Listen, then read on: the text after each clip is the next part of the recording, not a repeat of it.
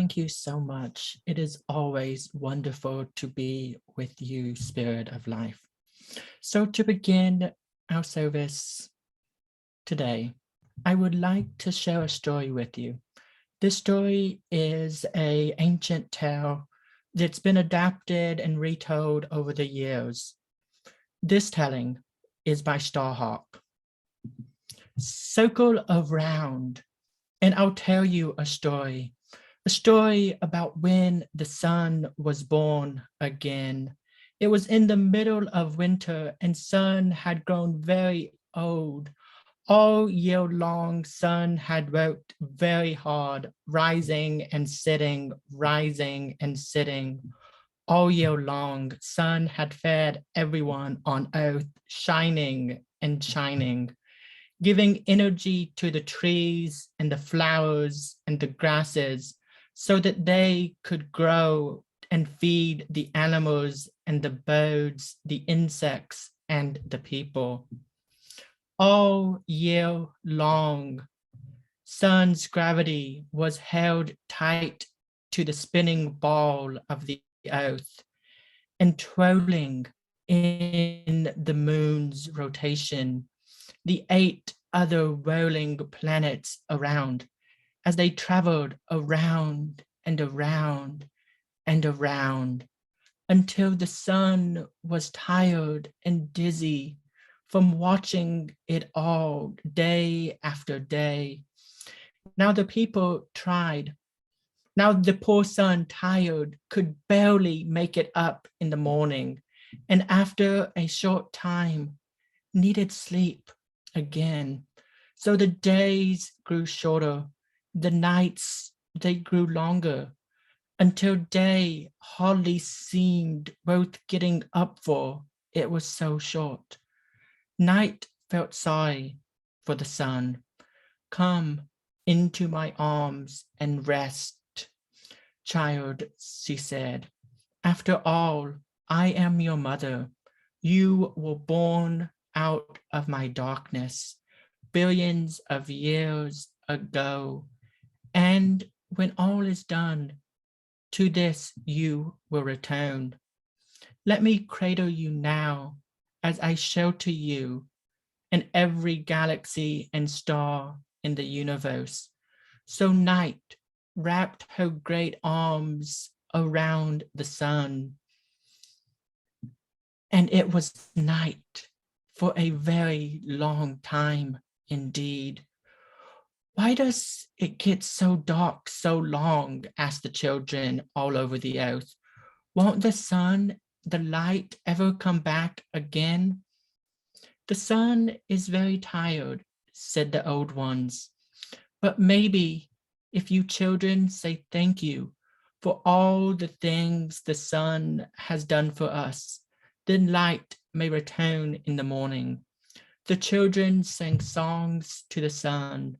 They thought about all of the things the sun gave them. They thought and sang and danced. They thanked the sun for so much.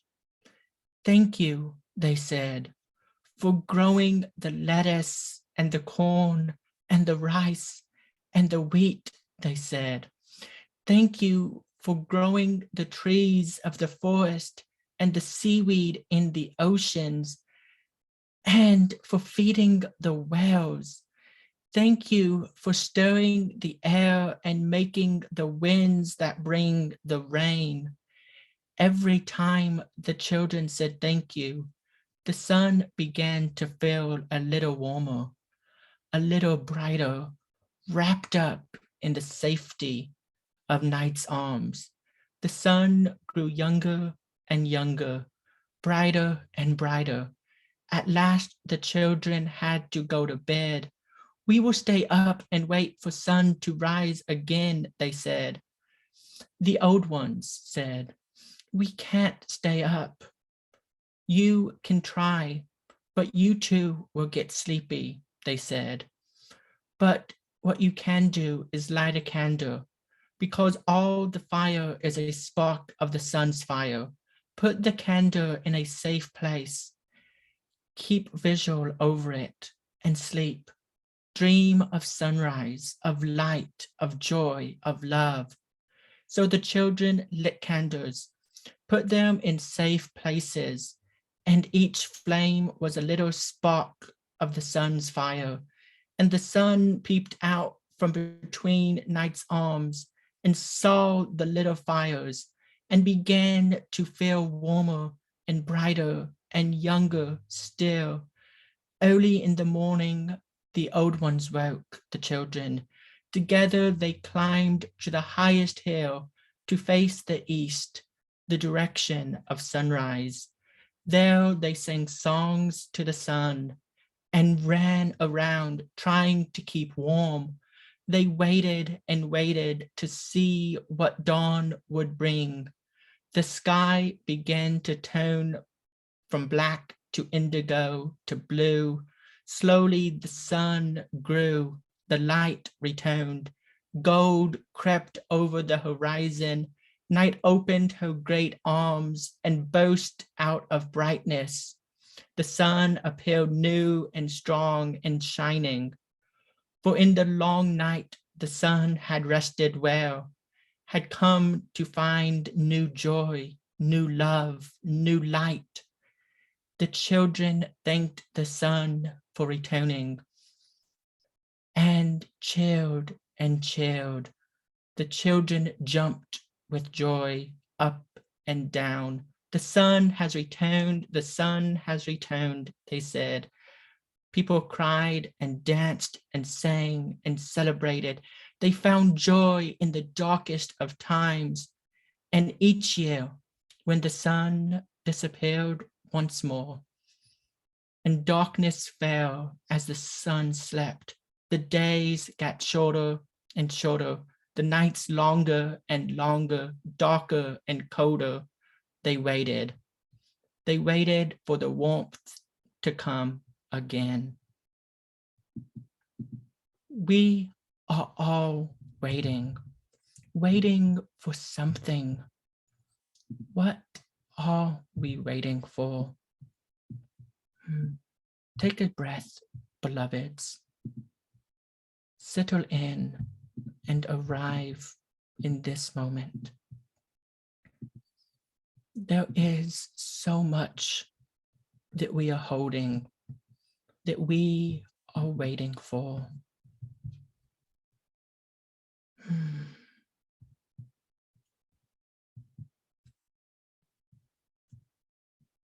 What are you waiting for?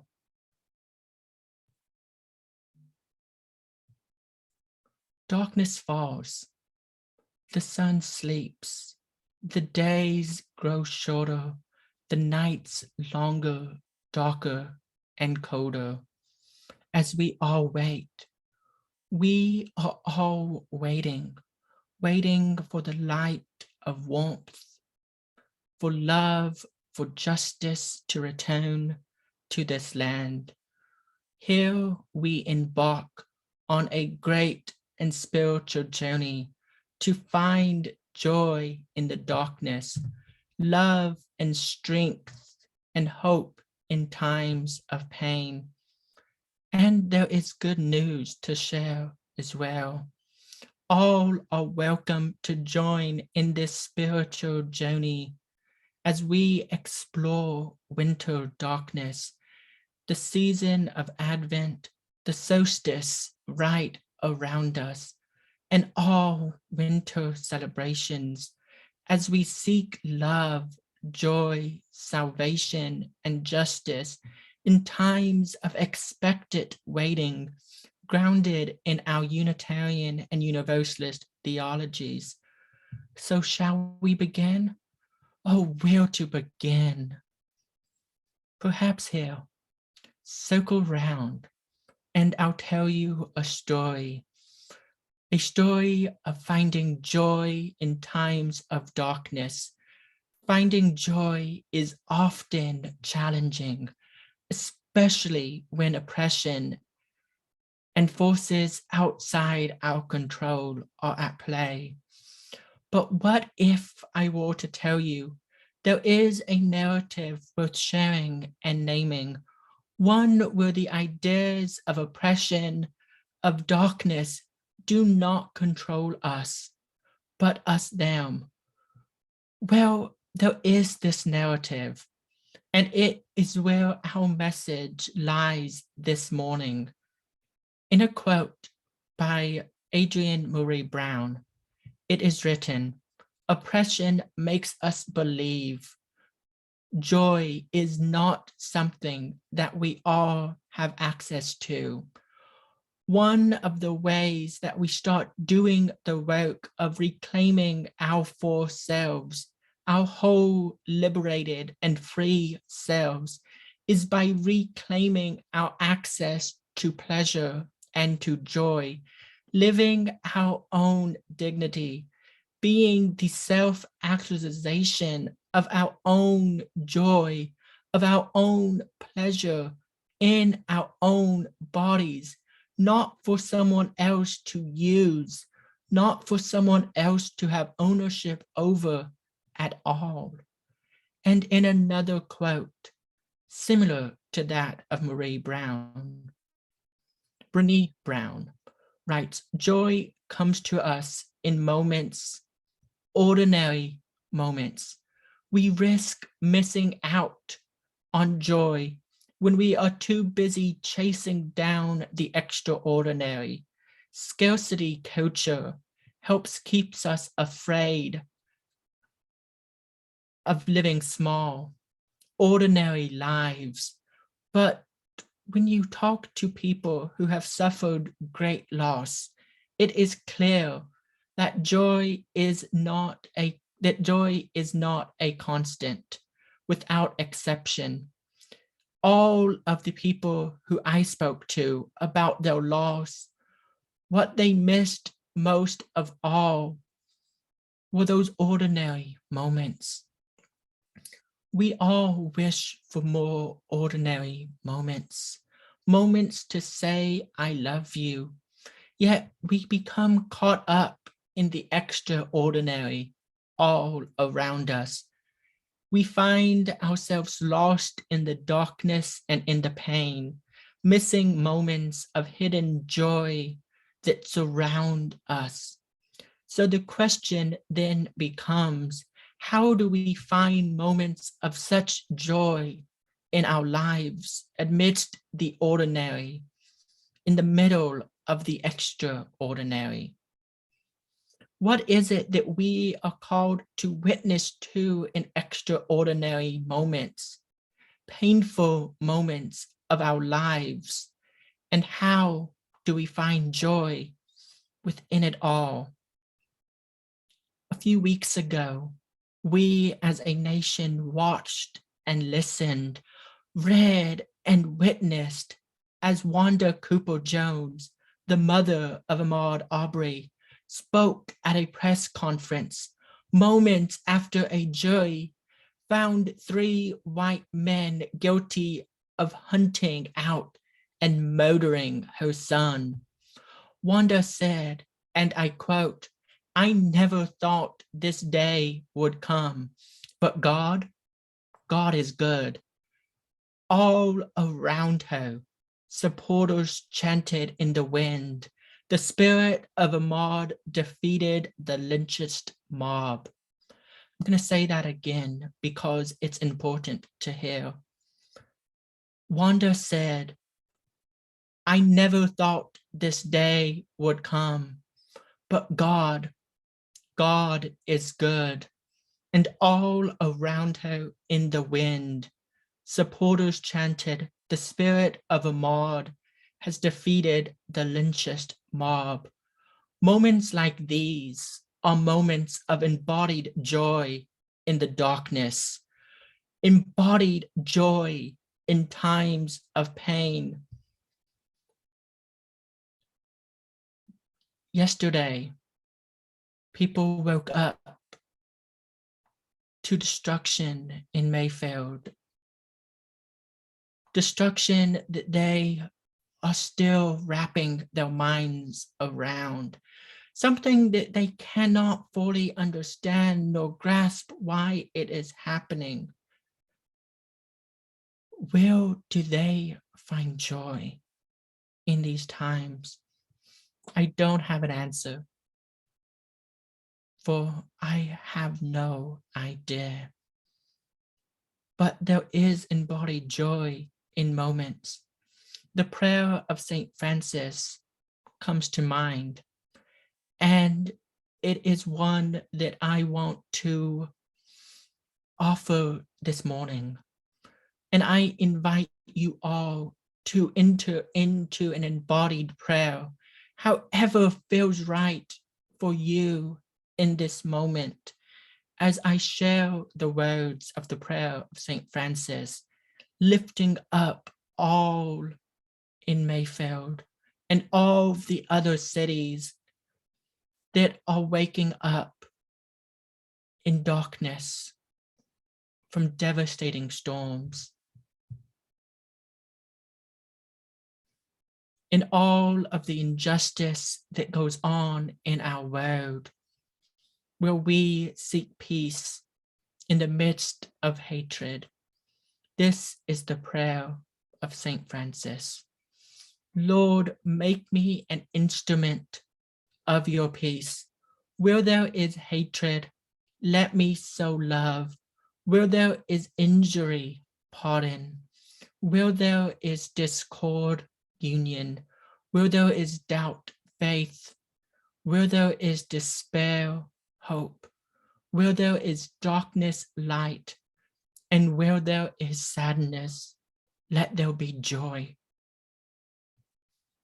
Moments in our lives are often both that of ordinary and extraordinary moments.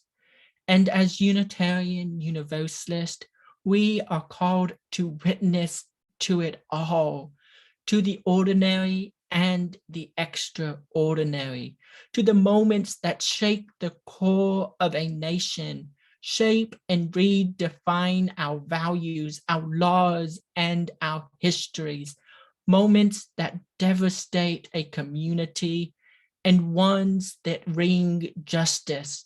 We are called to witness all of it, to find the joy in all of the moments, while also holding and realizing the pain.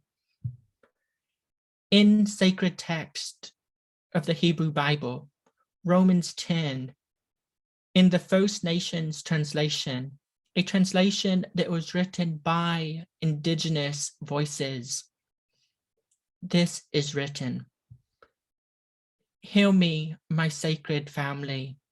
I want you to know that when I send my voice to Great Spirit, my heart beats for a great longing to see my own people set free and made whole. I speak the truth when I say that their dedication to the Spirit burns like a wildfire, set ablaze with no understanding. Since they did not understand the path set forward, they tried to make their own way, but in doing so, did not walk the path intended in good standing in I. The law, the truth, finds its meaning and its purpose in the chosen one. The good standing of the Great Spirit comes trusting what it has done, what she and they have done, and truth and love and justice and joy are born. Throughout the Old and New Testament of the Hebrew scriptures, our call as Unitarian Universalist to justice is clear. Psalms 82 asks us to give ourselves to the weak and fearless and fatherless, to maintain the right of the afflicted and the desolate.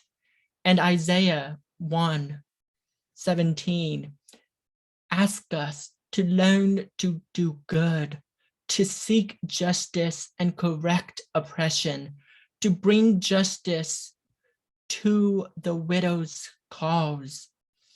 Justice brings joy in the face of oppression, in the face of challenges, in times of darkness, and justice can set us free.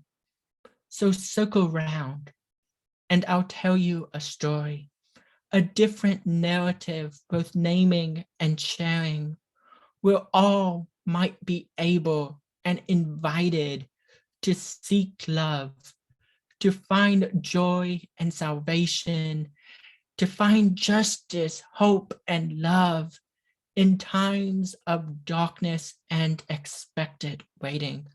Circle round, tell a different story, share a different tale woven with love and justice and truth. May it be so, because together we have made it so. Ashe. Amen.